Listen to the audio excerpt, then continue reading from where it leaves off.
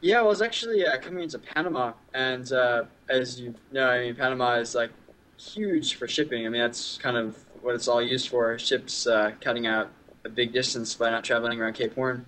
So there's tons and tons of shipping coming in and out, and I passed about 80 ships on my way in, and several of them were actually on collision course with my boat.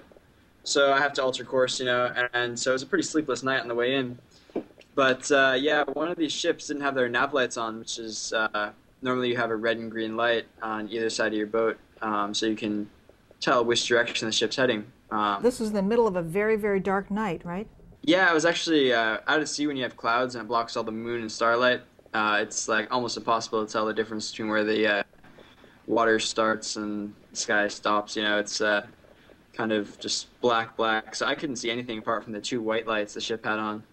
And yeah, I ended up just trying to duck it, dodging course a bunch of times. And at the last minute, they turned on their nav lights, and I saw we're like about 100 yards off. I just slammed the tiller the other way. I managed to get off collision course, but I passed the ship about 50 yards off, which is closest I've ever come to a ship. And yeah, they're traveling about 20 knots, which is really fast. I would have crushed the boat if I'd hit them.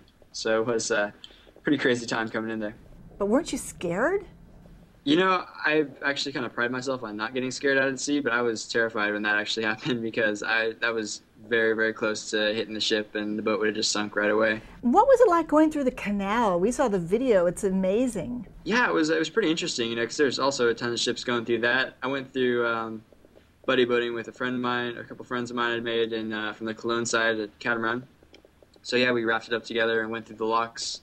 And yeah, it's engineering marvel, They call it like the eighth wonder of the world. It's just amazing how they raise your boat up about 70 feet to travel across this lake, and then you travel across the lake and they drop you back down 70 feet into the Pacific Ocean. So yeah, I had a really great crossing and was with great people when we did it. And yeah, no problems or mishaps on the way. Just pretty amazed by the whole thing of it. How much does it cost? It's about $800 to go through, but you have to put up like $800 more insurance money, and you get that back like 2 weeks later or something. The big ships pay as much as like $240,000 to go through, so it's not all that cheap. So your next leg is going to be the last one, but aren't you going through hurricane season?